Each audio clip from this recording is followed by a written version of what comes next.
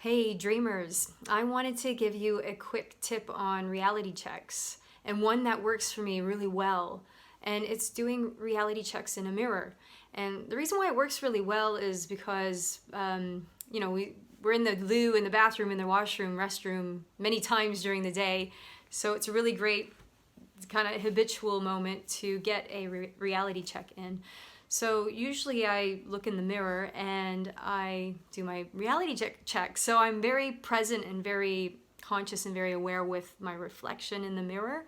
And I not only do the cognitive reality check where you're saying, am I awake? Am I dreaming? Is this reality? Is this a dream? What is the nature of reality? Alongside doing this feedback loop exchange cognitively, I also really acutely bring my awareness into the details of my face, my eyes, my skin, my freckles, the various details, visceral details of my face. And I really work with that too. So it's not just the cognitive repeat after me, is this reality? It's also the very acute observation of detail, which is very important. Now, as well as bringing your acute awareness into the present moment of the study of your own face, also simultaneously let your awareness feel the space around you. So it could be like the cool air that's in the room around you. It could be distant sounds. So it's almost as though you are bringing everything in the present moment into your field of awareness all at once. And sometimes this can feel really trippy. Like sometimes it can feel like you're hallucinating a bit or you're a bit disassociated, and it can freak people out a little bit because of the reality being so in the now.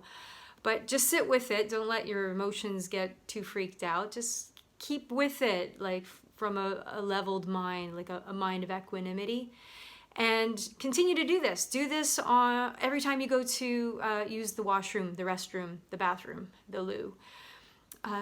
Do this and look at yourself in the mirror and check in and do this reality check. The more you do these sort of studies and these sort of techniques and practices during the day, so the more you're present and aware and very observant, the more chances you have of being that way in the dream state. So you might find yourself in a dream where you're looking in a mirror and it will all come back to you that this is a dream. And I often have this. So I'll be in a normal dream and I'll be looking in a mirror, or I'll pass a mirror in a hallway or a house or something, and I'll look in, and usually it's not even my reflection, it's usually a reflection of someone else.